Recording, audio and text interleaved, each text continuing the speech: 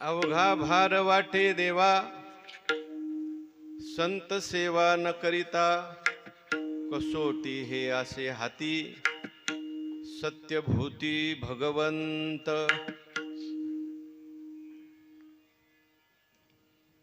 भगवंताच्या कृपेने, सर्व साधू संतांच्या आशीर्वादाने, अनेक साधू संतांच्या पदस्पर्शाने पुनीत झालेल्या आपल्या या भोयटे वस्तीवरती वैकुंठवासी परमपूज्य गुरुनाम गुरु मामासाहेब दांडेकर यांचे कृपांकित शिष्य, आवडते शिष्य, वैकुंठवासी परमपूज्य गुरुवर्य काळे बाबा यांच्या पदस्पर्शाने पुनीत झालेली ही भूमी आहे। त्यानंतर अनेक महापुरुष या परिसरामध्ये होऊन गेले। त्याच्यामध्ये ज्यांच्या प्रेरणेने हा सप्ताह सुरू आहे असे वैकुंठवासी हरिभक्तीपरायण शिवाजी दादा भोयटे, त्यांच्या प्रेरणेने, सर्वांच्या सहकार्याने आणि समस्त भोयटे परिवार, अण्णा असतील, माधवराव असतील, सगळी तरुण मंडळी सर्वांनी एकत्र येऊन गेले 29 वर्षापासून उत्कृष्ट असं हे नियोजन, आले आले मी पाहिलं तर मंडपात कोणीच नव्हतं, 5च मिनिटात सगळी मंडळी या ठिकाणी एकत्र येतात आणि शांततेने एकाग्रपणे ऐकतात। सप्ते अनेक ठिकाणी होतात, मोठे मोठे कार्यक्रमही होतात, पण लक्षपूर्वक ऐकणारे श्रोते फार काही विशेष ठिकाणी असतात। विठ्ठल विठ्ठल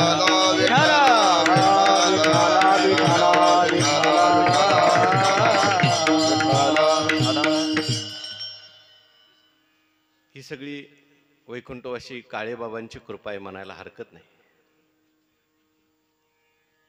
वास्तविक पाहता आपला हा जो पट्टा आहे, आपला हा जो परिसर आहे, आर्थिक दृष्टीने सुबत्ता असलेला सगळा परिसर आहे आणि बहुतेक असं दिसून येतं जिथं आर्थिक सुबत्ता चांगली असते तिथे लोक प्रेमाच्या बाबतीत, परमार्थाच्या बाबतीत मागे असतात।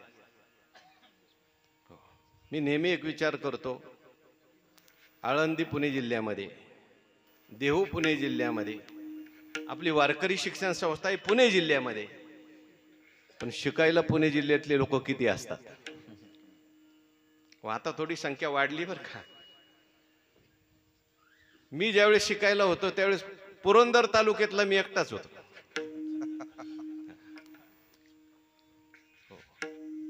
खंत वाटत होती, आपण तिकडे गेलो मराठवाड्यामध्ये, खानदेशामध्ये, काय परमार्थ सुंदर लोक करतात, एकदम आवडीने परमार्थ करतात। आपल्याही परिसरामध्ये असा परमार्थ असला पाहिजे असं वाटतं, पण असा परमार्थ पाहिला, असे सप्ताह वगैरे पाहिले की असं वाटतं ठीक आहे, ह्या पूर्वीच्या लोकांनी चालू केलेले अजून आपल्या ठिकाणी चांगला परमार्थ आहे। आणि आर्थिक सुबत्ता असून सुद्धा ज्ञानोबारायांनी वर्णन केले, जेथ जेथ संपत्ती आणि दया, दोन्ही वस्ती आलिया एके ठाया, ते जाण धनंजया विभूती माझी। संपत्ती असते तिथे दया नसते, प्रेम नसतं। जिथं दया प्रेम असतं तिथं बऱ्याच वेळेला संपत्ती नसते, पण हे दोन्ही एकत्र आले समजायचं तिथं भगवंताची काहीतरी विभूती आहे। आणि आपल्या परिसरामध्ये विशेष आहे, आर्थिक सुबत्ता असून सुद्धा सगळी मंडळी परमार्थ करतात, वारी करतात, हे विशेष आहे। विठ्ठल विठ्ठल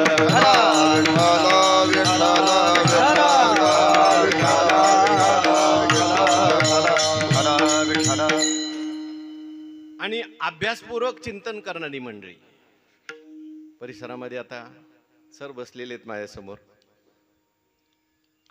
अण्णांचं विशेष नाव आपल्या परमार्थामध्ये लोक घेतात। 75व्या वर्षी त्यांनी गाथा पाठ केली तुकाराम महाराजांची। आणि सगळ्यांच्या पुढे आपल्या पुढे एक आदर्श ठेवला. परमार्थाला वयाची अट नाही. हो, 75व्या वर्षी सगळा तुकाराम महाराजांचा गाथा पाठ केला. हो, आमच्या आई आहेत, त्यांचं वय आता 83 वर्ष आहे. ते 80व्या वर्षी कोणीतरी सांगितलं विष्णू सहस्रनामाचं खूप महात्म्य असतं. आमचे वडील ज्यावेळेस गेले त्यावेळेस ते विष्णू सहस्रनाम एका महाराजांनी म्हटलं होतं. म्हटले विष्णू सहस्रनाम म्हटल्यामुळे त्यांचा मृत्यू सुफल झाला किंवा शांततेत झाला. 80व्या वर्षी आमच्या आईने विष्णू सहस्रनाम पाठ केलं. आता रोज जवळजवळ 10 वेळा 15 वेळा विष्णू सहस्रनाम म्हणतात. विठ्ठल विठ्ठल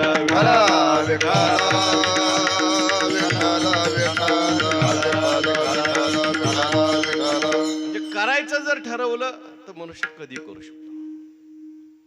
आपल्या परिसरामध्ये खूप चांगली मंडळी होऊन गेली आणि या परिवारामध्ये हा जो कार्यक्रम सुरू आहे अनेक वर्षापासून, मला वाटतं महाराष्ट्रातली सगळी मोठी मोठी मंडळी या ठिकाणी येऊन गेली.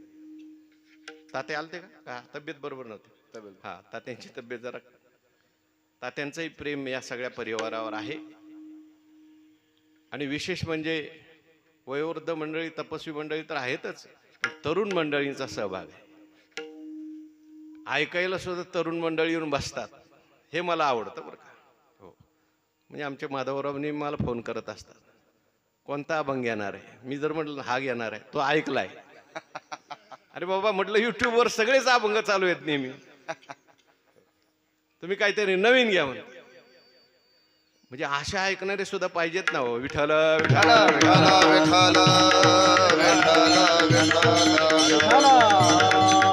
नाही तर तोच अभंग दरवर्षी घेतला तरी लोकांच्या लक्षात येत नाही. लोक म्हणतात काय नवीन नवीन सांगितलं महाराज. म्हणजे चाणाक्ष श्रोते सुद्धा आता आहेत. आणि आता विज्ञानाचं युग आहे. हो, कुठे अभंग घेतला, जिथं सगळीकडे लाईव्ह चालू आहे, जिथं जाईल तिथे. हो, फार मोठी प्रगती झालेली आहे. परवा माझ्याकडे एक मित्र आला होता माझा कॉलेजचा. म्हटले आता तर आर्टिफिशियल इंटेलिजन्स. हा, म्हटले तुम्हाला कोणत्या अभंगावर कीर्तन पाहिजे त्याला सांगायचं, फक्त मला टिपण काढून दे. टिपण काढून देते. विठ्ठल विठ्ठल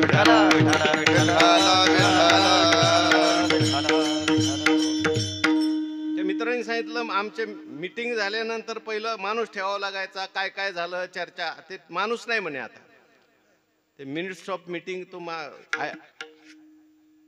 एक ऍप आहे ते काढून देतो. पण अशाही काळामध्ये ही आपली परंपरा संस्कृती आपण सगळ्यांनी टिकून ठेवलेली खूप आनंदाची गोष्ट आहे. विठ्ठल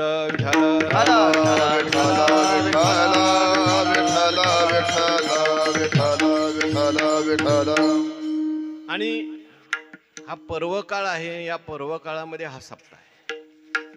तसं पाहायला गेलं मध्ये सणासुदीमध्ये पर्व काळात सप्ताह करणं अवघड आहे बरं का अण्णा.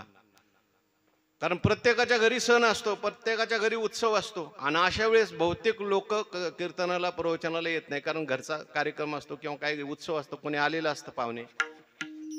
पण या सगळ्या परिसरावर असे संस्कार झालेले आहेत.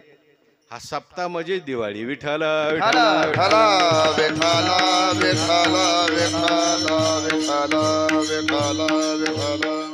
आणि संतांनी सांगितलेली जी खरी दिवाळी आहे तीच दिवाळी आहे. माझ्या अगोदरच्या वक्त्यांनी याच्यावर सांगितलंच असेल. आपल्या प्रत्येक सणाच्या मागे, प्रत्येक उत्सवाच्या मागे विचार आहेत, विज्ञान आहे. पण झालंय काय, आपण फक्त उत्सवातल्या क्रिया शिल्लक ठेवलेल्या आहेत, त्याच्या मागचे जे विचार आहेत ते आता थोडेसे मागे पडू लागले. आणि मग उत्सवामध्ये विचार जर मागे पडले तर त्या उत्सवामध्ये विकृती शिरते. काही कालावधीनंतर मग असे उत्सव सुद्धा बंद करावे लागतात. तसं दिवाळी हा सुद्धा जो उत्सव आहे हा आनंदाचा उत्सव आहे, प्रकाशाचा उत्सव आहे. आपल्या जीवनामध्ये आनंद प्राप्त व्हावा, ज्ञानाचा प्रकाश यावा, याच्याकरता मुख्य दिवाळीमध्ये आपण दिवे लावतो. म्हणून त्याच्या पाठीमागचा जो विचार आहे तो संतांनी आपल्याला सांगितला आहे. ज्ञानेश्वर महाराजांनी दिवाळीचं वर्णन ज्ञानेश्वरीत अनेक ठिकाणी केलं. काही मी सांगतो, तुम्हाला आठवत असल्या तर तुम्ही सांगा. नेहमीची ओवी आपली, मी अविवेकाची काजळी, फेडोन विवेक दीप उजळी, तै योगिया पाहे दिवाळी निरंतर. ज्ञानेश्वर महाराज म्हणतात, योग्याची जी आहे दिवाळी ती निरंतर दिवाळी. लौकिक दिवाळी जी आहे त्याचं प्रतीक आहे. लौकिक दिवाळी 4-5 दिवस आपण साजरी करतो. लोक त्या ठिकाणी आनंदोत्सव साजरा करतात, एकमेकाला भेटतात. लोकांच्या चेहऱ्यावर सुद्धा प्रसन्नता तेवढी का होईना असते. दिवाळी आली, दिवाळी आली. आमचे गुरुवरे सांगत असतात, ही दिवाळी, लौकिक दिवाळी काही काळापुरती आहे, काही काळापुरती येते आणि बऱ्याच लोकांचं दिवाळं काढून जाते. आणि मग दिवाळी झाल्यावर वर्षभर शिमगा करण्याची वेळ येते.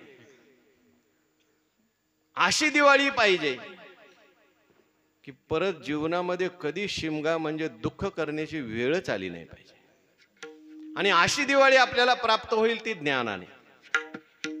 मी अविवेकाची काजळी, अविवेक ही काजळी म्हटलंय बरं का. दिवा गेला नाही, दिवा कधीच जात नाही. प्रत्येकाच्या हृदयात दिवा आहे, त्याला आत्मा म्हणतात, परमात्मा म्हणतात. हा दिवा कधीच विझत नाही, पण त्याच्यावर काय येते, काजळी येते. कशाची? अविवेकाची.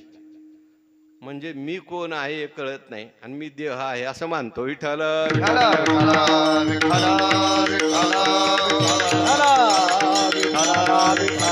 काजळी जर घालवायची असेल तर आपल्याला विवेक पाहिजे. आणि विवेक कुठं बाजारात मिळत नाही बरं का. विवेक म्हणजे आत्मानात्म विवेक बरं का. बाकीचा विवेक भरपूर असतो माणसाकडे, पैसे कसे कमवायचे, याची टोपी त्याच्या डोक्यावर कशी घालायची. पण आत्मानात्म विवेकाला संतांनी विवेक म्हटलेला आहे. आणि तो विवेक कुठे असतो तर संत तेथे विवेका असणे की जे. काय ओवी आहे? चंद्र तेथे चंद्रिका, शंभू तेथा वय पाटेल वा. शंभू तेथे अंबिका, संत तेथे विवेका असणे की जे. संत जिथे आहेत ना तिथे विवेक असतो. आणि म्हणून तुकाराम महाराज म्हणतात, आमची दिवाळी म्हणजे संत घरी आलं की आमची दिवाळी. तुका म्हणे आले घरा, तोची दिवाळी दसरा,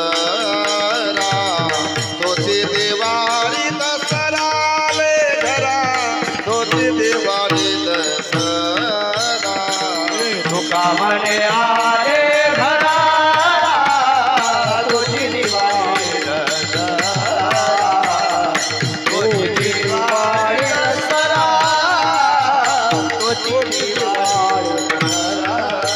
तुका म्हणे आले घरा, तोची दिवाळी दसरा, तोची दिवाळी दसरा, दसरा, तोची दिवाळी दसरा.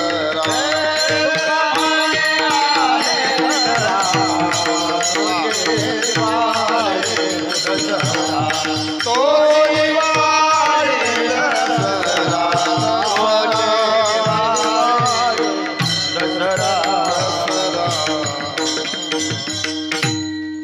संत आपल्या जीवनात आले, संतांनी आपल्याला विवेक दिला. आत्मा काय कळालं, अनात्मा काय कळालं, खरं काय आहे, खोटं काय आहे, तैसे सारासार विचारता,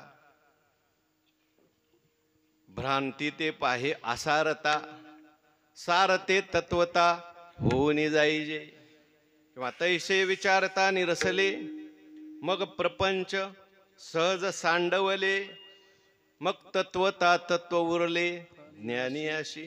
सार आणि आसार कळालं माणसाला, सार आपोआप निघून जातं, आसार निघून जातं, सार शिल्लक राहतं. विठ्ठल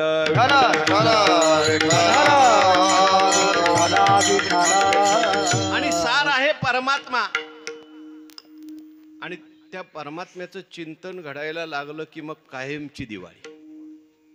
तुकाराम महाराजांचा एक अभंग आहे, त्याच्यात नित्य दिवाळी सांगितली. आजी आनंदुरे की परमानंदुरे, आजी आनंदुरे की परमानंदुरे, आजी आनंदुरे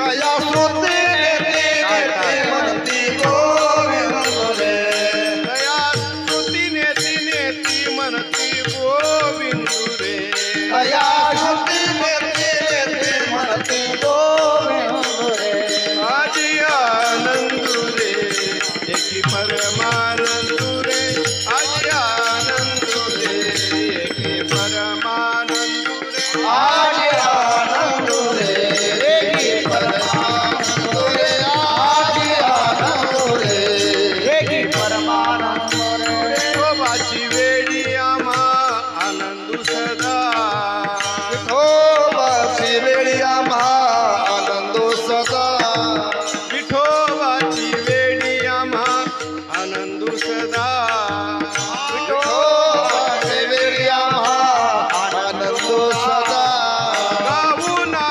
गाऊ नाचू वाहू टाळी रंजवू गोविंदा गाऊ नाचू वाहू टाळे रंगवू गोविंदा गाऊ नाचू वाहू टाळी रंजवू गोविंदा गाऊ नाचू वाहू टाळे रंगवू गोविंदा आदि आनंद रे की परमानंद आदि आनंद रे की परमानंद रे आजी आनंद रे एकी परमानंद रे आजी आनंद रे एकी परमानंद जुनी संप्रदाय चाले बरं का बंकट स्वामींची वैकुंठवासी वैद्य बाबा म्हणायचे बोधे बाबा म्हणायचे म्हणजे दिवाळी आली की हा अभंग ठरलेला असायचा सदा सन साताम्हा नित्य दिवाळी आनंदे निर्भर आमचा कैवारी बळी आम्हाला नित्य दिवाळी विठोबाचे राज्य आम्हा नित्य दिवाळी नित्य दिवाळी संतांच्या सहवासामध्ये ही ज्ञानाची दिवाळी आणखीन एक दिवाळी सांगितली ज्ञानेश्वर महाराजांनी ती म्हणजे प्रेमाची दिवाळी विठ्ठल विठ्ठल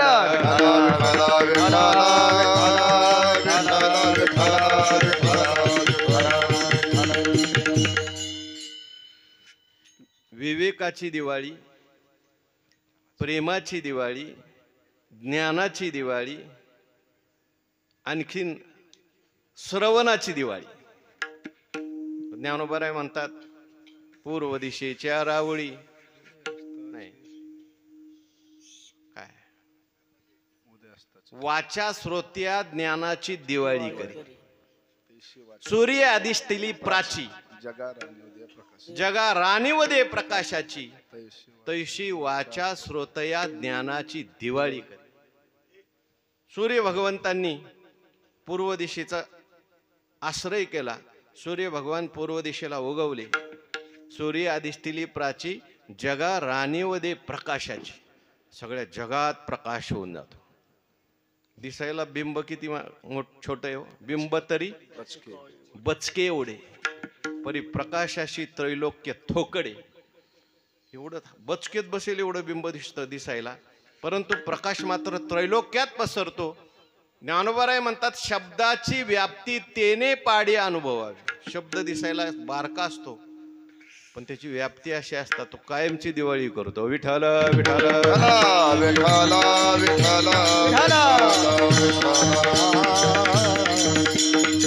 आणखीन एक दिवाळी आहे प्रेमाची दिवाळी ज्ञानोबारायांचा अभंग आहे प्रेमनवाळी मज झाली दिवाळी मनवाळी मज झाली दिवाळी प्रेमनवाळी मज झाली दिवाळी मनवाळी मज झाली दिवाळी वनमाळी आले घरा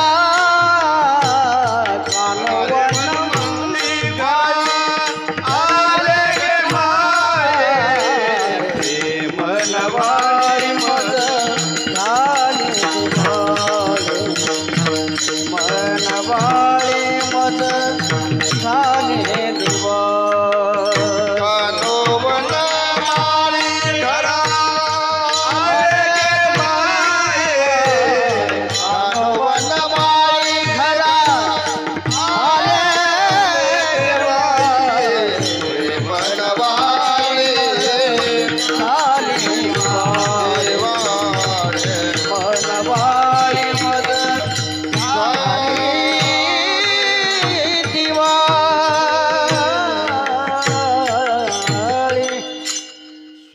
सुखाचा सुख निधी सुख सागर जोडला मनोनी काळा दादूला मज पाचारी गे माये प्रेम नवाळी मज झाली दिवाळी काळे वनमाळी घरा आले गे माये माझ्या घरी काळे वनमाळी आले आणि त्यांनी मला प्रेम दिलं एक प्रेमाची एक दिवाळी आहे विठ्ठल विठ्ठल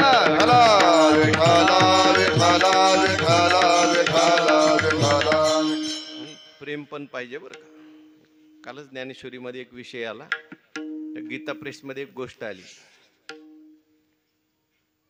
एक शेठजी होते त्यांच्या घरी त्यांच्या स्वप्नामध्ये लक्ष्मी गेली आणि लक्ष्मीने विचारलं की मी आता तुमच्या घरून दुसरीकडे जाणार आहे पण तुम्हाला काही मागायचं असेल तर माझ्याकडे मागून घ्या काल ज्ञानेश्वरीत सहज विषयाला लक्ष्मीपूजन होतं ना तो म्हटला आज उद्या मी सकाळी आमच्या घरातल्या लोकांना विचारतो उद्या माझ्या संध्याकाळी तुम्ही स्वप्नात या मी उद्या तुम्हाला सांगतो काय पाहिजे ते द्या आणि मग जा कोण म्हटलं लक्ष्मी कोणाला त्या शेठजीला दुसऱ्या दिवशी सकाळी घरातल्या लोकांना विचारायला लागला लक्ष्मीने असं सांगितलं काय पाहिजे घरातली मंडळी म्हटली अजून एक फ्लॅट असता तर बरं झालं असतं जरा कोण म्हटलं आपल्याला अजून शेती पाहिजे कोण म्हटलं थोडं सोनं नाणं लक्ष्मीकडून मागून घ्या कोण धन मागून घ्या म्हटलं कोण म्हटलं आपल्या घरामध्ये एखादी 2-4 गाड्या पाहिजेत ते मागून घ्या म्हटलं त्यांची एक लहान सून होती ती जरा पारमार्थिक होती लहानच असते असं नाही मोठी सुद्धा असते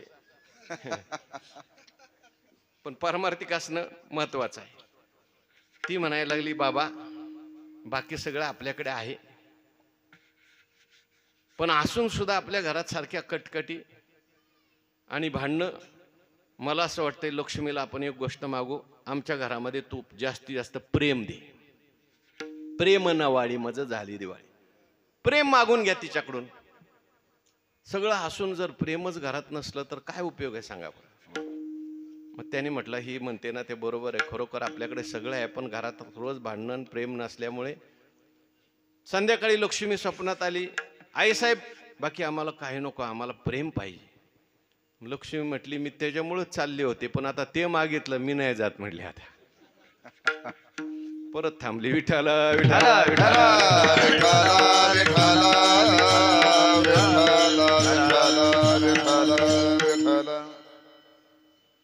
तुकाराम महाराजांचा अभंग मी निवडलेला आहे या अभंगामध्ये तुकाराम महाराजांनी जिज्ञासूची भूमिका घेतलेली आहे आणि देवासमोर खंत व्यक्त केलेली आहे खेद व्यक्त केलेला आहे महाराजांचे जे अभंग आहेत ते वेगवेगळ्या भूमिकेवरचे अभंग आहेत आपण दरवर्षी चिंतन करतो अभंग समजून घेत असताना तो अभंग नेमका कोणा करताय याचाही विचार आपण केला पाहिजे कारण सगळे अभंग जे आहेत ते एका माणसा करता नाहीत बरं का आमचे वैकुंठवासी गुरुवर्य वैद्य महाराज होते ते असे विनोदाने म्हणायचे सगळे अभंग एका करता नाही आणि एका अभंग सगळ्या करता नाही आणि सगळे अभंग सगळ्या करता नाही बऱ्याच वेळेला लोक काय करतात आपल्याला अनुकूल तेवढा अभंग पाठ करून ठेवतात चला कीर्तनाला चला वारीला तुकाराम महाराजांनी सांगितलंय ठाईचं वय सोनी म्हणजे आपल्याला अनुकूल तेवढा अभंग पाठ करून घ्यायचा तीर्थयात्रेला चला तीर्थी धोंडा पाणी म्हणजे ज्याला करायचं नसतं ना तो असं काहीतरी प्रमाण सांगतो आमचे वैकुंठवासी मामासाहेब दांडेकर असं म्हणायचे त्यांचं एक वाक्य असायचं ते म्हणायचे परमार्थात सगळ्यात मोठा धोका जर कोणता असेल तर तो म्हणजे परमार्थाच्या नावाखाली निष्क्रिय होण्याचा ते म्हणायचे बरं का बरीच माणसं परमार्थाच्या नावाने निष्क्रिय होतात म्हणजे काहीच करत नाहीत हो आपला भारत देश धर्माच्या बाबतीत एवढा पुढा आहे पण शोध सगळे परदेशातच लागतात विठाला विठाला अहो आपले ग्रंथ लोक घेऊन गेले मी ह्याच्यात वाचलं एक मॅक्स मुलर नावाचा इंग्रज तो म्हणतात दिवसाआड झोपायचा तो का की आपले ग्रंथ त्याने वेदावर त्याचं भाष्य आहे. वेदावर कोणाचंही भाष्य नाही. एक शाबर भाष्य आहे आणि एक मॅक्स मुलरचं भाष्य आहे. आजही वेदातला विचार काय समजून घ्यायचा असेल तर मॅक्स मुलरचा ग्रंथ आपल्याला रेफर करावा लागतो. इतका त्याने अभ्यास केला, सगळे शोध. आजही मी असं ऐकलंय, नासा नावाची जी काही संस्था आहे तिथे आपल्या वेदांचा अभ्यास केला जातो. ह्यातलं संशोधन शोधलं जातं आणि ते लोक याच्यावर काम करतात आणि मग आपल्याला ते संशोधन देतात. आपण म्हणतो नाही आमच्याच वेदातलं आहे, पण आपण कुठे शोधलं? विठ्ठल विठ्ठल विठ्ठल.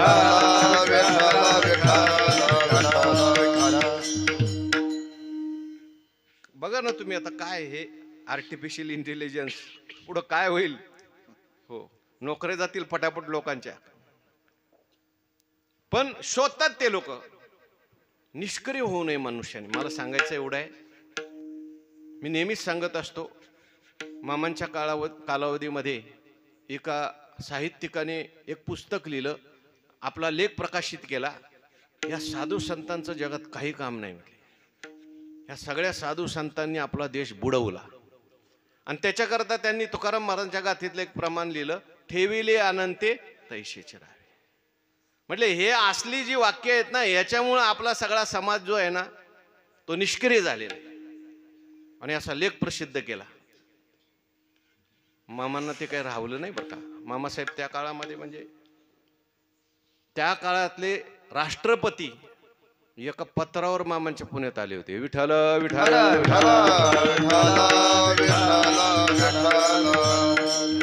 डॉक्टर सर्वपल्ली राधाकृष्ण.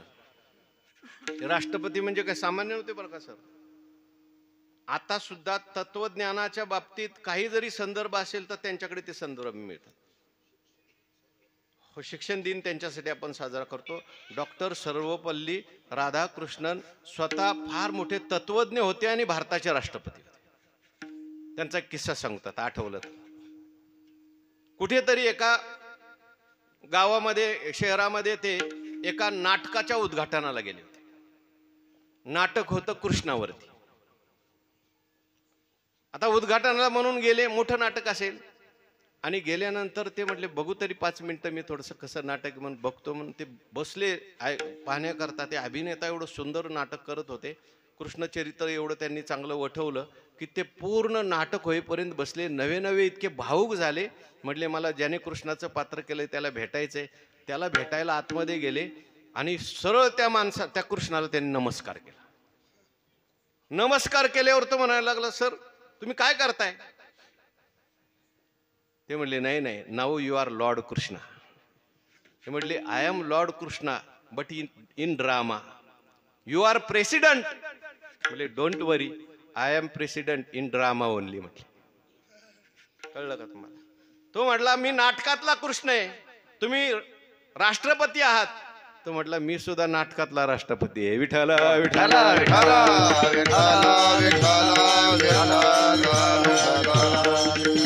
एवढा सगळा देश चालवून अलिप्त कसं राहायचं हे सगळं स्वप्नवत आहे, सगळं नाटक आहे. हे ज्याला कळलं तो शांत समाधानी राहू शकतो. नाही तर थोडंसंच करतो सगळं डोक्यावर घेऊन बसतो. त्याशिवाय मोठी मंडळी हो. असे ते राष्ट्रपती होते आणि ते आले पुण्याला. मामांचं वर्णन करताना म्हटले आम्ही तत्वज्ञान सांगतो पण हे दांडेकर सर आहेत ना हे तत्वज्ञान जगतात. असा मामांचा मोठा अधिकार होता. मी कशा करता सांगतोय, मामांना ते काही सहन झालं नाही. मामांनी दुसऱ्या दिवशी पेपरमध्ये लेख लिहिला. ज्यांनी हा लेख लिहिलाय ठेविले अनंते तैसेचे राहावे, संतांनी समाज बुडवला, आमचा समाज आळशी केला, त्यांनी जर सगळी गाथा वाचली असती तर असं लिहिलं नसतं. कारण कोणत्याही ग्रंथाचा निश्चय करत असताना सगळा ग्रंथ वाचून करायचा असतो. थोडंसंच काहीतरी घ्यायचं आणि हेच त्यांचं मत आहे असं म्हणायचं. म्हणून आपल्याकडे काय म्हणतात षडलिंग लावावी लागतात. उपक्रम, उपसंहार, त्याची एक वाक्यता पाहिजे. अभ्यास, अपूर्वता, फल, अर्थवाद याचा सगळ्याचा विचार करून मग त्या ठिकाणी निश्चय करायचा असतो. ग्रंथाचा सुद्धा विचार करत असताना किंवा भाषणाचा विचार करताना सगळं भाषण ऐकायचं आणि मग त्याचा निर्णय घ्यायचा. कुठलं तरी थोडंसंच काढायचं, त्याची क्लिप व्हायरल करायची. विठ्ठल विठ्ठल विठ्ठल.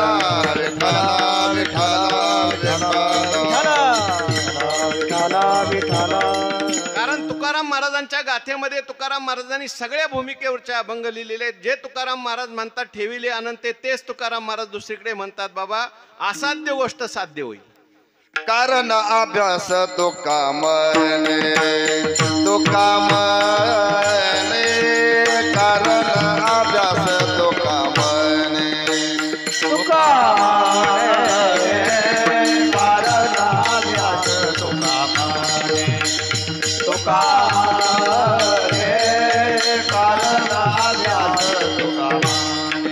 असाध्य ते साध्य करिता सायास असाध्य ते साध्य करिता सायास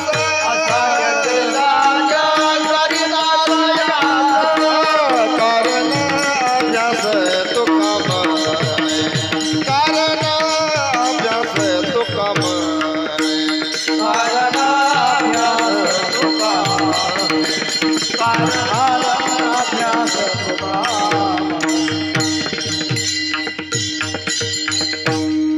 काही पामराच्या भूमिकेवरचे अभंग आहेत. मी तव अनाथ अपराधी कर्महीन मतिमंद बुद्धी, तुझ मी आठविले नाही कधी वाचे कृपानिधी माय बापा. काही जिज्ञासूच्या भूमिकेतले अभंग आहेत.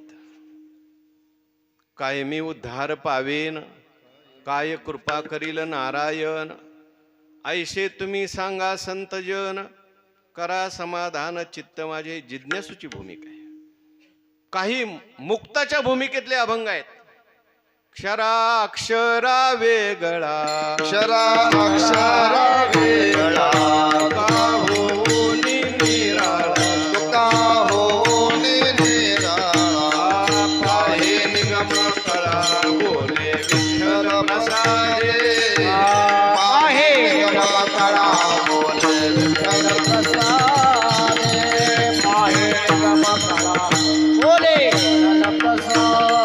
क्षराक्षरा वेगळा तुका होनी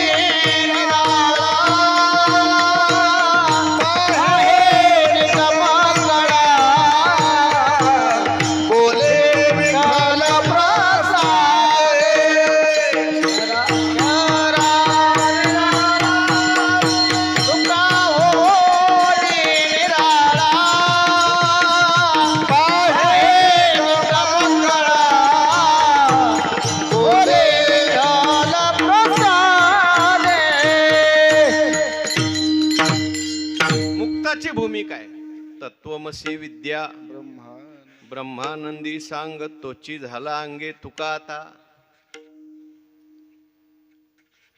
रक्त श्वेत कृष्ण पीत प्रभा भिन्न, चिन्मय अंजन सुदले डोळा. गाथा म्हणजे सामान्य नाही बरं का. गाथा म्हणजे मराठीतला वेद नाही. आपल्याला वेदापर्यंत जाता येत. आपण गाथा जरी वाचला तरी कितीतरी वेद वाचल्याचं पुण्य आपल्याला मिळेल. चांगली गोष्ट आहे. आपल्याकडे गाथा पारायण सुरू आहे. वाचायला किती आहेत पण आहेत का? भरपूर. मला वाटतं घरात बसून ऐकतात वाटतं. असा कोणताच जीवनातला विषय नाही जो गाथ्यात आला नाही. आमचे गुरुवारी होऊन गेले लोकशान महाराज कोल्हे. त्यांचा एक शब्द ठरलेला असायचा, हायच प्रमाण. अशी काठी होती त्यांच्याकडं. काही जरी विषय काढला ते म्हणायचं हायच प्रमाण, लगेच प्रमाण सांगायचं. कोणताही विषय तुम्ही, कोणताही संसारातला परमार्थातला कोणताही विषय सांगा, तुम्हाला गाथ्यात त्यात प्रमाण सापडेल. विठ्ठल विठ्ठल.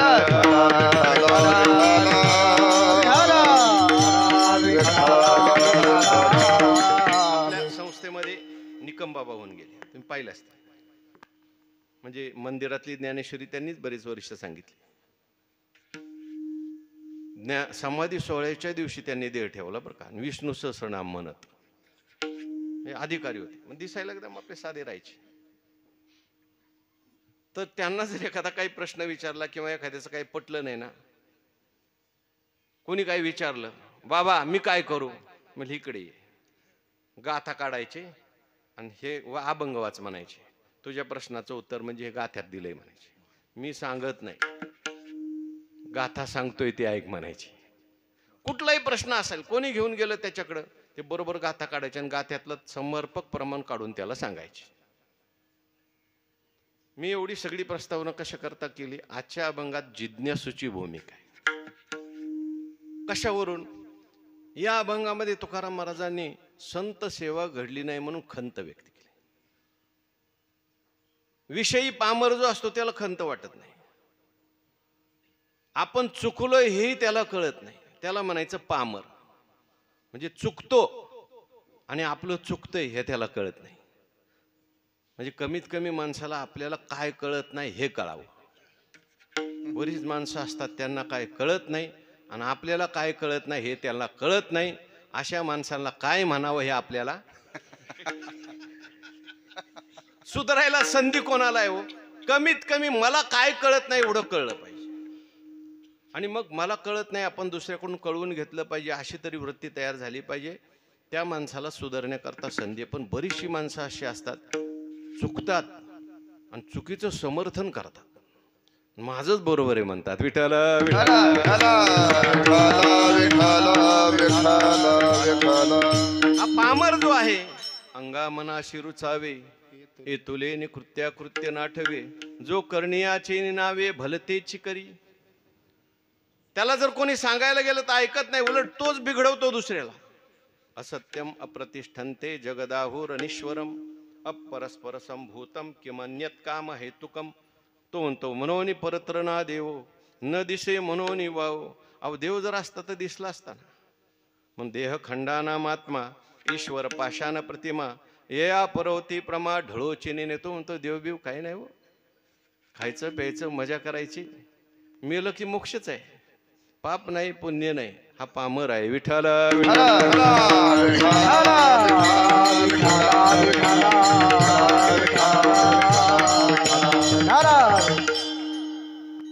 काय काय त्याचं पूर्वपुण्य उदयाला आलं किंवा चांगले फटके बसले संसारात, मग पामर जो आहे तो जिज्ञासू बनतो. काय तवा तापल्याशिवाय भाकरी भाजता येत नाही, मग तापावं लागतं थोडंसं. मग देव काय करतो, थोडा तापवतो त्याला. संसारात तापवतो, अनेक संकट येतात, दुःख येतात, आणि मग तो म्हणतो काहीतरी मार्ग काढला पाहिजे बाबा, ह्याच्यात काय सुख दिसत नाही, खऱ्या सुखाचा शोध घेतला पाहिजे. काही काही जे आहेत ते पूर्वजन्माचं घेऊन आलेले असतात, ते अगोदरच जिज्ञासू असतात. सगळे असे नसतात. काहींचं बरंच आयुष्य जातं मग इकडे येतात ते. पण कधी आला मनुष्य तरी सुद्धा परमार्थामध्ये त्याला वेलकम आहे बरं का. अपिचेतसु दुराचारो भजते माम अनन्य भाग साधोरे वश्य मंतव्य सम्यक व्यवसितो ही सहा. पामर जो आहे तो काही पूर्वपुण्याने, काही सत्संगतीने, काही संसारातल्या दुःखामुळे तो पुढे जिज्ञासू बनतो. आणि जिज्ञासूची भूमिका आहे. तुकाराम महाराजांच्या जीवनामध्ये खूप दुःख आली, संकट आली. सुरुवातीला महाराजांनी सगळं व्यवस्थित करण्याचा प्रयत्न केला.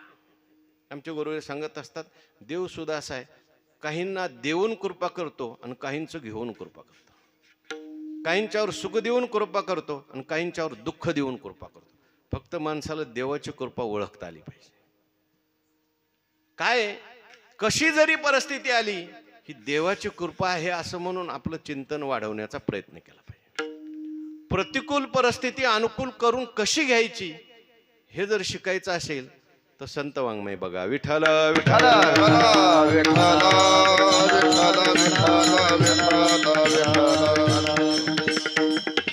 आणि मग महाराज जिज्ञासूच्या भूमिकेत गेलेले.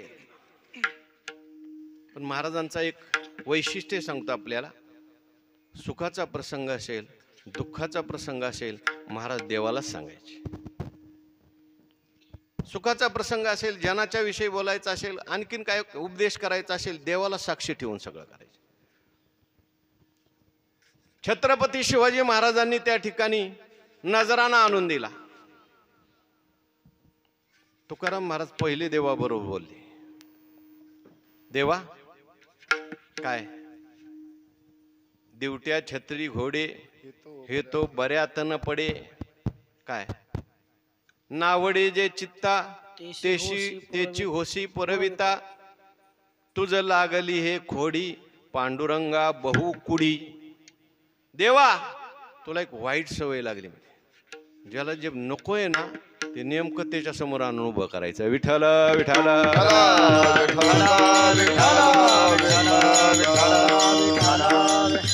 सुखाचा प्रसंग असू द्या दुःखाचा प्रसंग असू द्या देवालाच सांगायचं.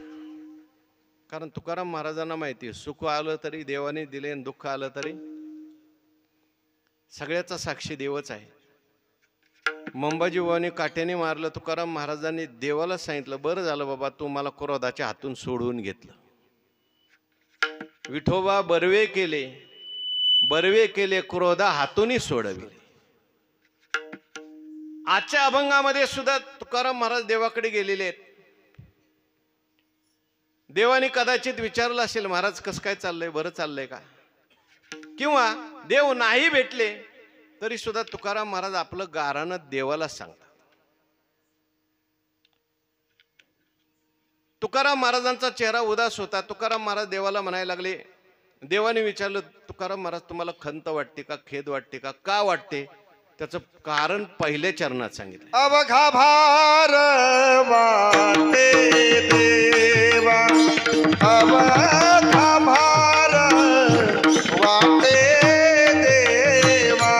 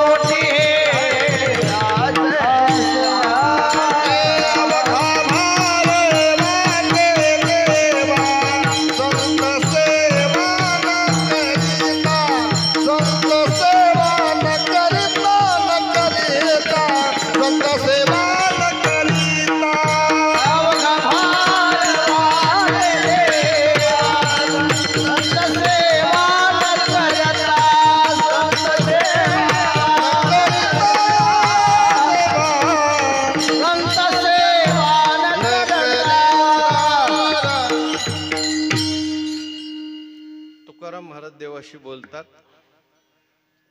या पहिल्या चरणाचे सार्थ गाथाकारांनी दोन अर्थ केलेले. वैकुंठवासी परमपूज्य खंदारकर महाराजांनी हा अभंग उपदेश प्रकरणातला आहे असं सांगितलं. तुकाराम महाराज आपल्याला उपदेश करतात. देवाला भार वाटतो. अवघा भार वाटे देवा देवास. देवा शब्दाची त्यांनी द्वितीया केली. देवाला भार वाटतो जर संतांची सेवा केली नाही तर. तुकाराम महाराज आपल्याला उपदेश करतात तुम्ही संतांची सेवा करा नाहीतर देवाला काय वाटतो भार वाटतो असा एक अर्थ आहे. आणि आपण जर सद्गुरु जोग महाराजांची गाथा वाचली सार्थ त्याच्यामध्ये हा अभंग उपदेश प्रकरणातला नाही, हा अभंग स्थितीपर प्रकरणातला आहे. त्याच्यात जोग महाराजांनी असा अर्थ केलाय की देवा हे शब्दाचं द्वितीय नाही घ्यायची, संबोधन घ्यायचं. तुकाराम महाराज देवाशी बोलतात. देवा मला सगळा भार वाटतो. कारण खालची चरण जर पाहिली तर तुकाराम महाराज देवाशी बोलतायत, उपदेश करत नाहीत असं वाटतंय. विठ्ठल विठ्ठल विठ्ठल विठ्ठल विठ्ठल विठ्ठल विठ्ठल याच्यावर वैकुंठवासी मामासाहेबांचं चिंतन आहे. आम्ही जे काही सांगतो ते बहुतेक मोठ्यांचं वाचलेलं. जशी बापाची संपत्ती पोराकडे येते वयांची,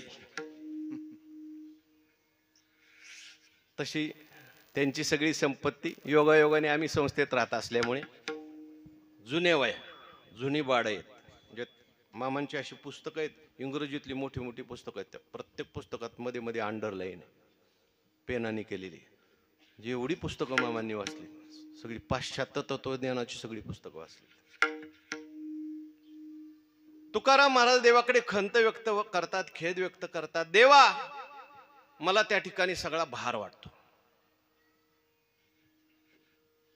कशाचा भार वाटतो, का भार वाटतो, कशावरून भार वाटतो, आणि संत सेवेचं महत्व काय? विठ्ठल विठ्ठल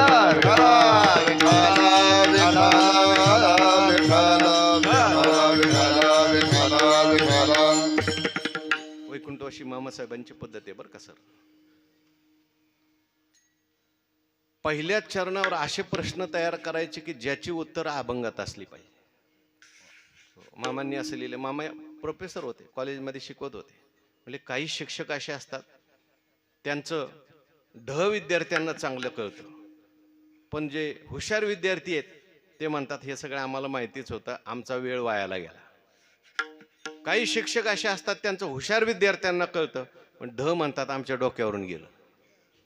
पण काही शिक्षक असे असतात, विद्यार्थी असू द्या, हुशार असू द्या, सगळ्यांनाच वाटतं आपल्याला काहीतरी मिळालं आज.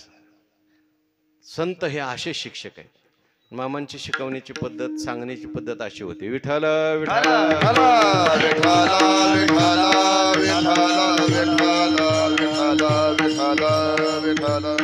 विद्वानातला विद्वान, त्यालाही कळतं संतांचं. रेड्यालाही उपदेश करू शकतात, आणि 1400 वर्ष समाधी लावून बसलेला चांगदेव त्यालाही उपदेश करू शकतात. संतांची पद्धत आहे, त्यांचे शब्द असे आहेत. तुकाराम महाराज देवाला म्हणतात, देवा मला भार वाटतो. कशाचा भार वाटतो? म्हणजे अवघा भार वाटतो, सगळ्याचाच मला भार वाटतो. सगळ्याचा म्हणजे कशाचा? कर्माचा भार वाटतो, उपासनेचा भार वाटतो, ज्ञानाचा भार वाटतो, नवे नवे माझ्या देहाचा सुद्धा काय वाटतो, मला भार वाटतो. विठ्ठल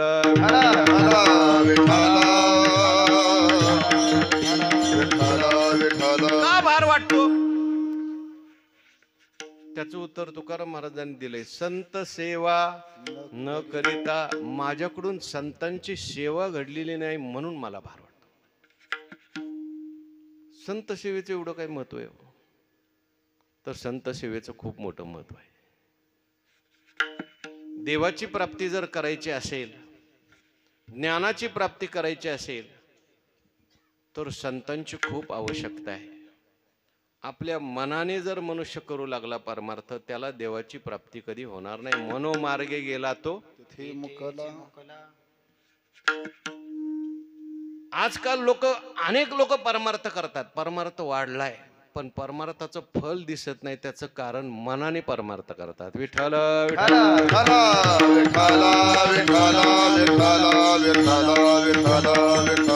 जो ज्ञानेश्वर महाराजांनी सांगितलाय, तुकाराम महाराजांनी सांगितलंय, तसा परमार्थ होत नाही.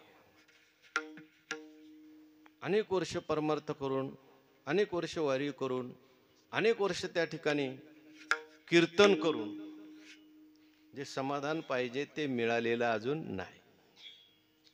म्हणजे ऐकणाऱ्याला नाही मिळालं, पण सांगणाऱ्यालाही मिळत नाही.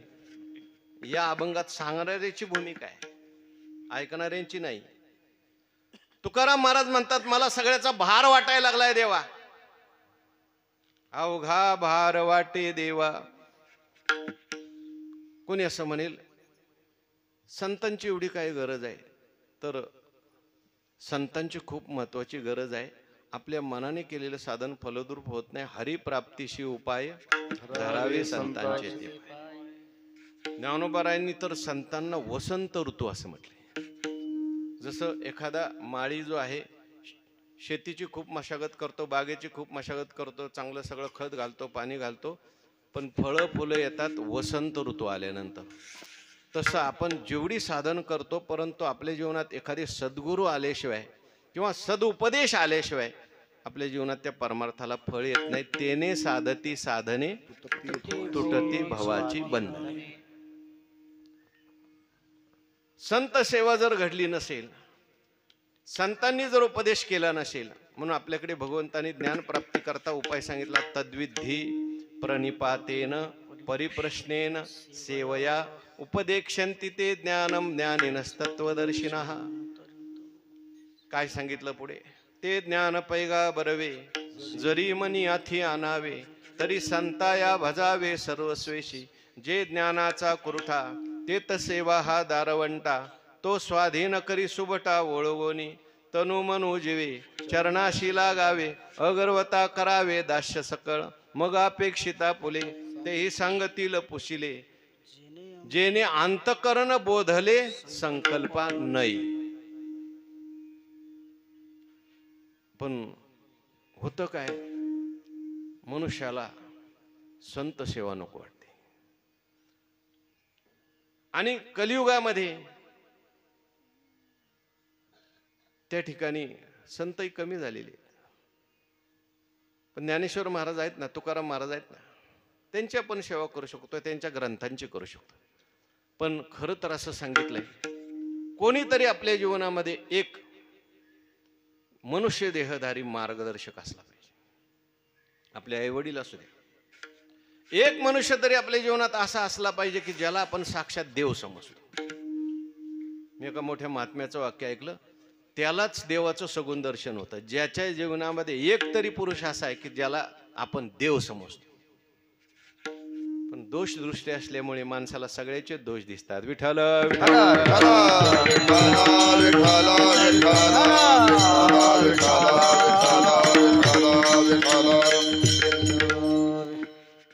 तुकाराम महाराज म्हणतात त्या ठिकाणी मला भार वाटतो. पण तुकाराम महाराज, तुम्हाला भार वाटतो कशावरून भार वाटतो? याला काही परीक्षा आहे का? याला काही पुरावा आहे का? त्याचं उत्तर महाराजांनी दुसऱ्या चरणात दिलं. कसोटी है बाग हाती, कसोटी है आसे आती, कसोटी है आसे आती, कसोटी है आसे आती, कसोटी है हाथे हाथे,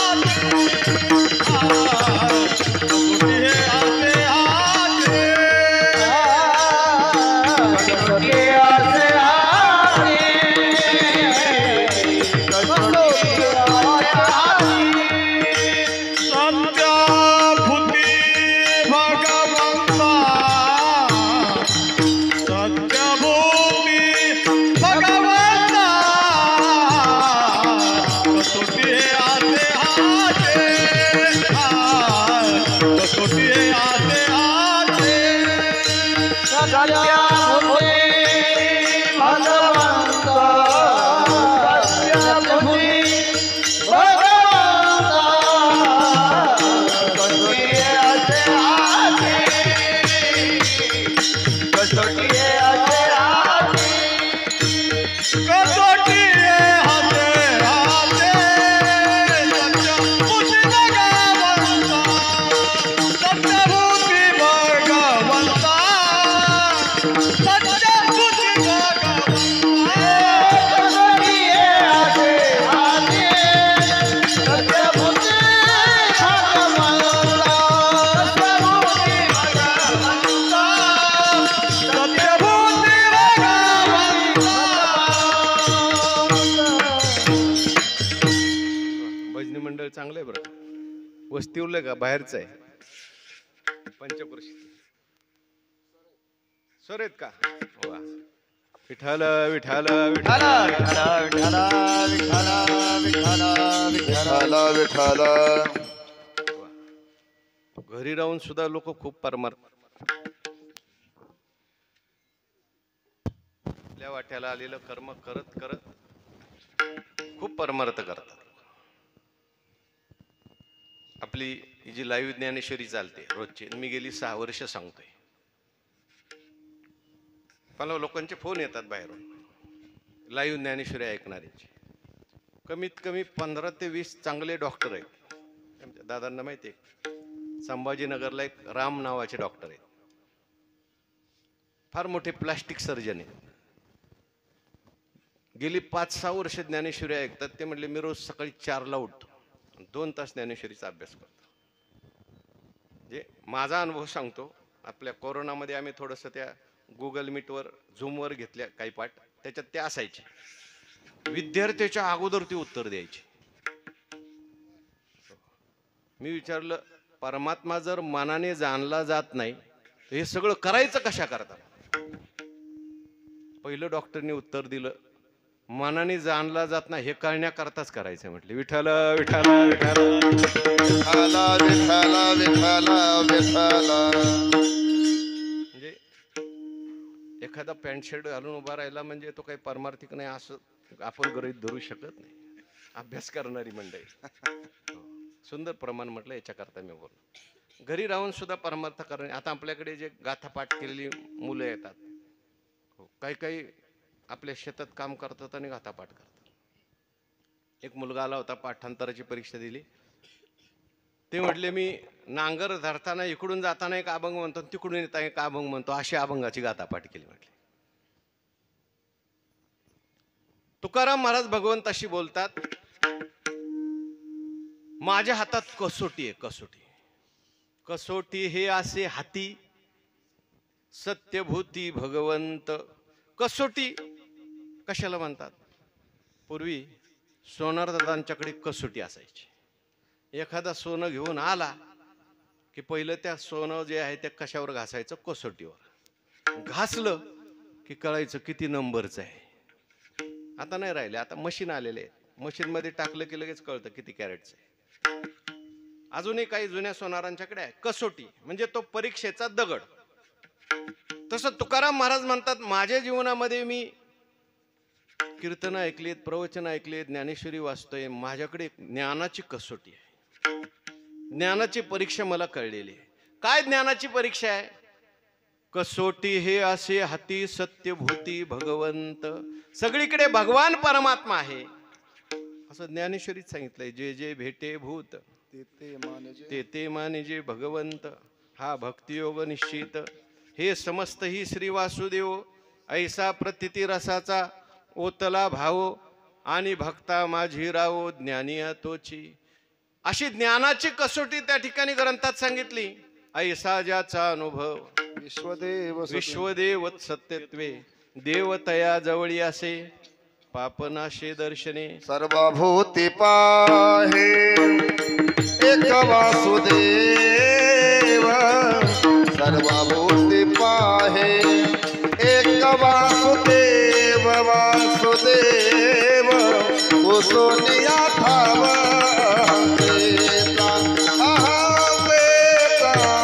उसोनिया ठाव सर्वभूत पाहे एक वासुदेव. सर्वभूती पाहे एक वासुदेव उसोनिया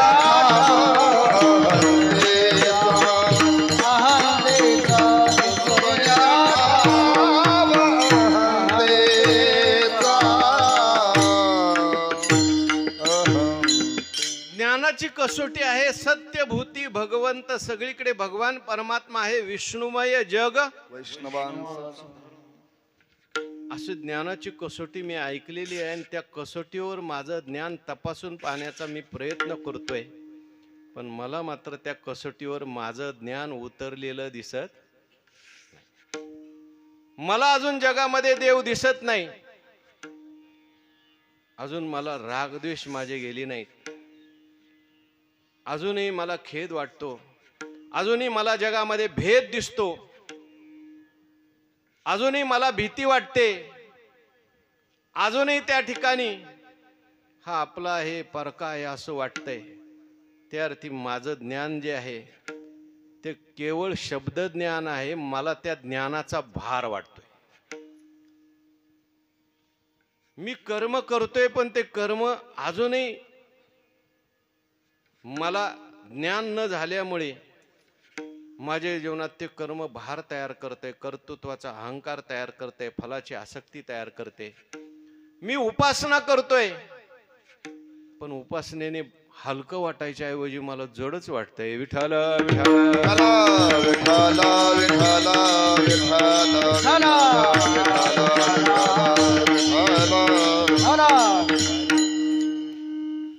आपण दुसऱ्याला फसवू शकतो, पण आपण आपल्याला कधीच फसवू शकत.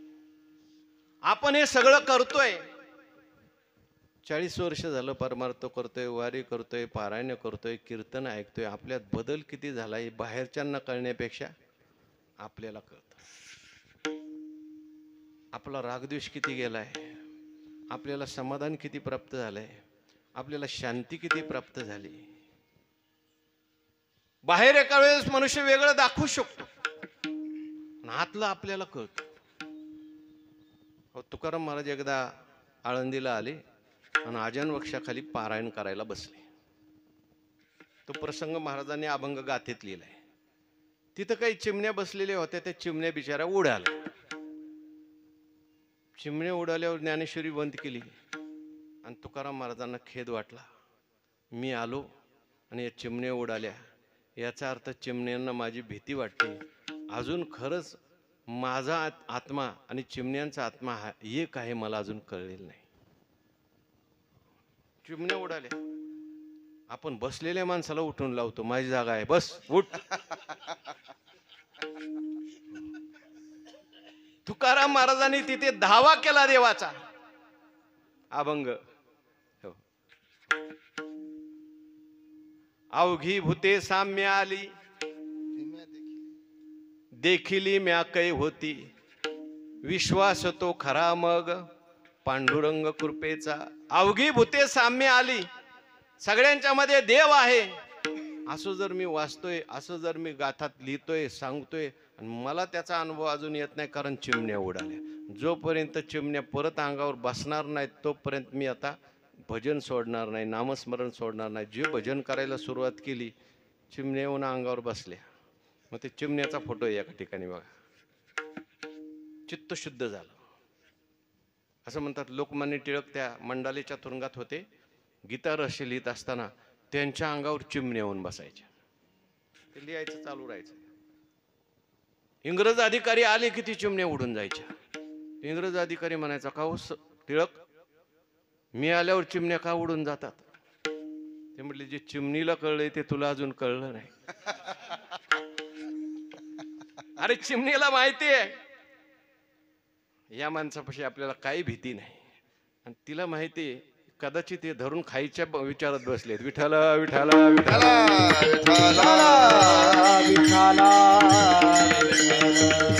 खातील की काय अशी भीती वाटते तिला. माझ्या कसोटीवर माझं ज्ञान मी तपासून बघतोय. आपण आपलं ज्ञान तपासून बघितलं पाहिजे. आपण ऐकतोय, आपण सांगतोय, पण आपल्यात किती बदल झालाय, आपल्या घरात किती शांतता आहे, हे सांगण्याचं ज्ञान नाही, ते तपासून बघण्याचं ज्ञान आहे. महाराज म्हणतात, मला असं वाटतंय आपलं काहीतरी चुकलंय. तिसऱ्या चरणात, चुकलो से दिसे पंत, चुकलो से दिसे पंत, चुकलो सारी से पंथ, चुकलो सारी से पंथ, चुकला सारी से पंत, चुकलो सारी से पंत, चुकलो सारी से पंथ,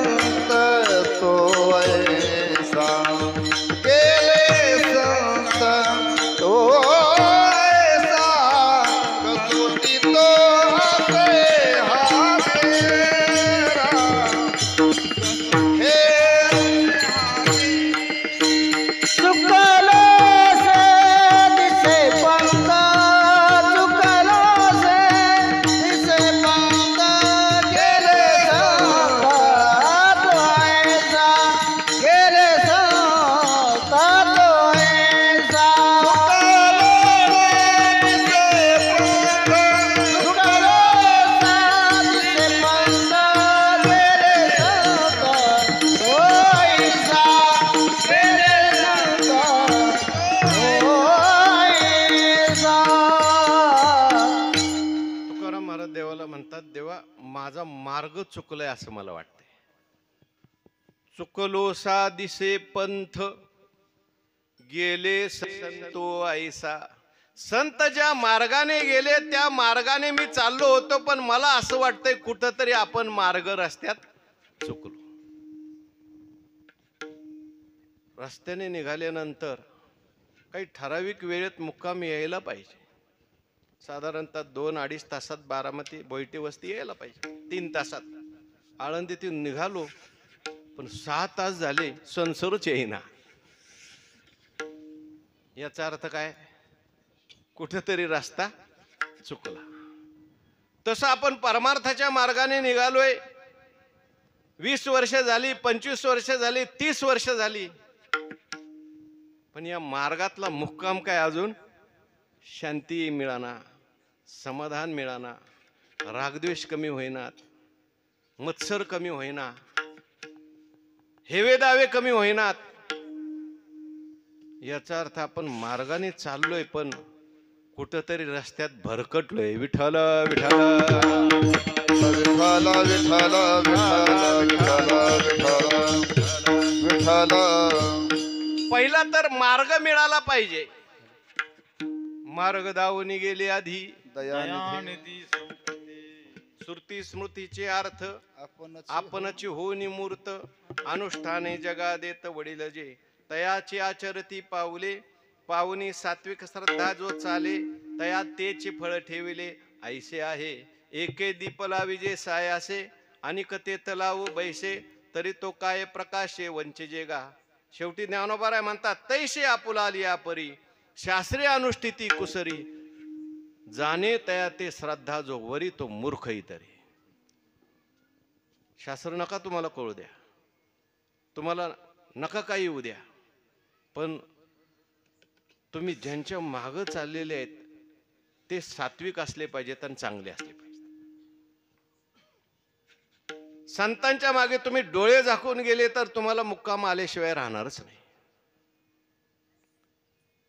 पण आपल्यालाही काही कळत नाही आणि दुसऱ्यावर विश्वास ठेवायचा नाही आणि परमार्थ करतोय असं दाखवायचं.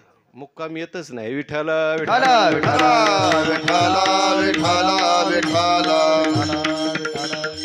तुकाराम महाराज म्हणतात संतांनी जसा परमार्थ केला, संतांनी जसं ज्ञान प्राप्त करून घेतलं, संतांनी सेवेच्या द्वारे ज्ञान प्राप्त करून घेतलं. कोणत्याही संताकडे तुम्ही बघा, ज्ञानेश्वर महाराजांनी ज्ञान प्राप्त करून घेतलंय, निवृत्तीनाथांची सेवा केली. एकनाथ महाराजांनी ज्ञान प्राप्त करून घेतलं, कुठं गेले?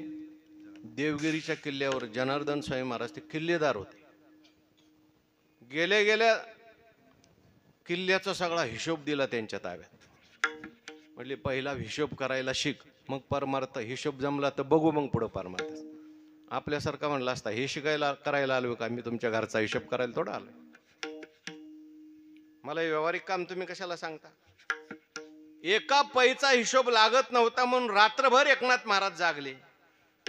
सकाळी हिशोबाचा ताळेबंद लागला, टाळी वाजवली. जनार्दन स्वामी उठलेले होते. म्हटले नाथा टाळी का वाजवली रे?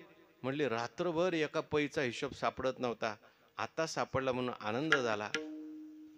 आले जवळ आणि पाठीवर थाप टाकली.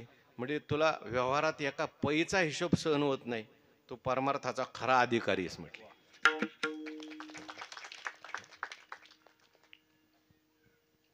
व्यवहार सुद्धा चांगला जमला पाहिजे.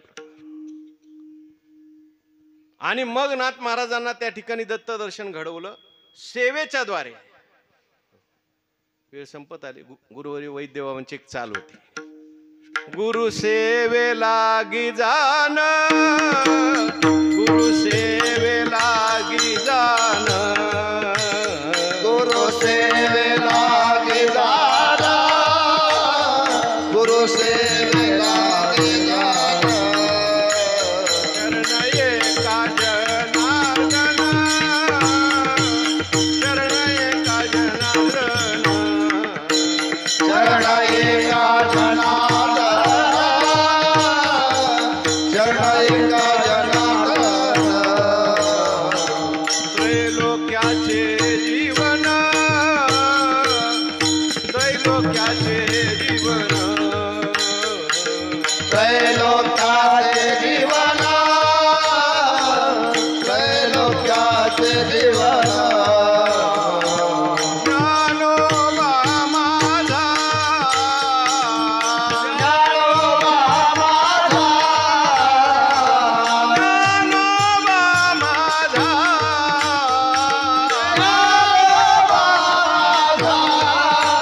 साधकांचा माय बाप दरुशने हरे ताप सर्वभूती सुख रूप ज्ञानोबा माझा साधकाचा माय बापा दर्शने हरे नाथ सर्वभूते सुखरूपा ज्ञानोबा माझा मला देवा असं वाटतंय काहीतरी चुकलंय आपलं चुकलो सा दिसे पंथ गेले संत तो ऐसा मला अजून मुक्काम मिळाला नाही माझे रागद्वेष गेलेले नाहीत मला त्या ठिकाणी अजून भेद गेला नाही मला अजून भीती वाटते त्या अर्थी माझ्या ज्ञानात मध्ये काहीतरी कमतरता आहे संत सेवा घडली नाही आणि त्याच्यामुळेच मला खरं ज्ञान झालं नाही कारण खरं ज्ञान संत सेवेनेच होत असतं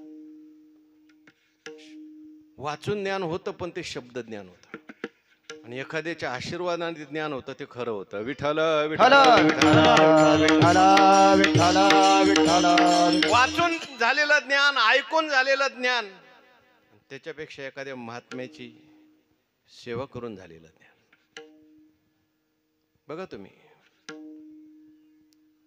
काही लोक सांगतात भरपूर परंतु वेळ आल्यानंतर त्यांचं ज्ञान टिकत नाही आपल्याकडे नेहमी दृष्टांत आपण सांगतो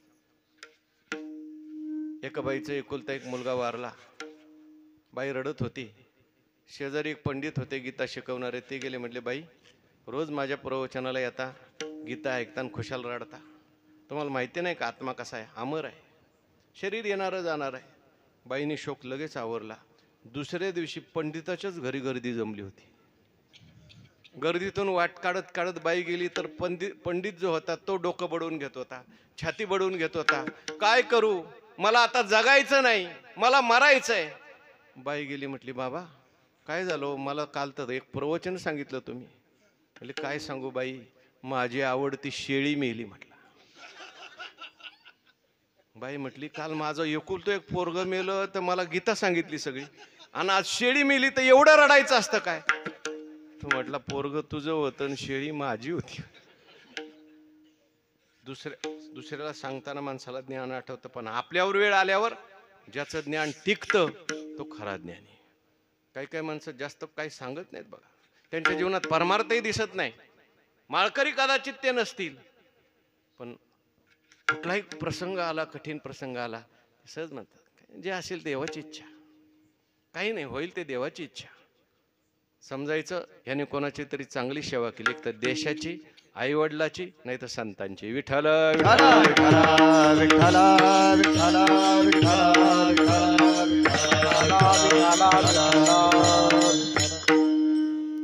नुसत्या आई वडिलाच्या सेवेने सुद्धा सगळ्या सिद्धी प्राप्त होतात कुठंच जावं लागत नाही त्या माणसाला सगळं ज्ञान त्याच्या घरी येईल आपोआप ज्ञान म्हणजे काय अनुभव येईल त्याला साक्षात निष्ठेने देव आहे असं म्हणून सेवा केली तर म्हणून तुकाराम महाराजांना देव म्हणायला लागले जाऊ दे तुकाराम महाराज आता कशाला एवढा विचार करता तुम्ही आता तुम्ही मोठे झालेले आहेत लोक तुम्हाला खूप मानतात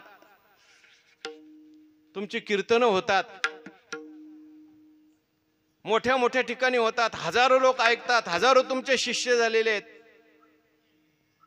गाडी आहे सगळे आता मोठं पाकिट आहे तुम्ही कशाला विचार करता तुकाराम महाराज त्याचं उत्तर शेवटच्या चरणात सांगतात तुका म्हणे सोंगवाया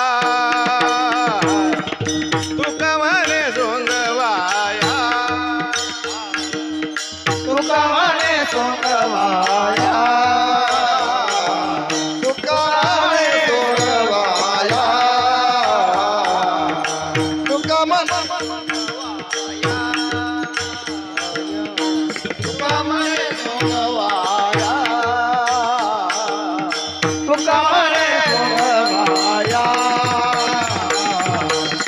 म्हणे जोंधळाया कारण अनुभवे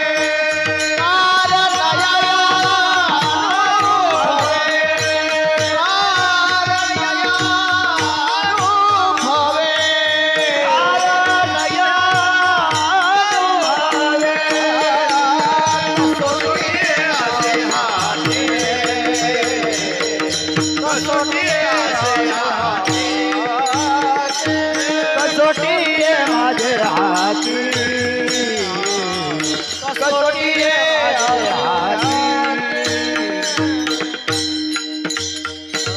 ओ बार कुमार कुमार कुमार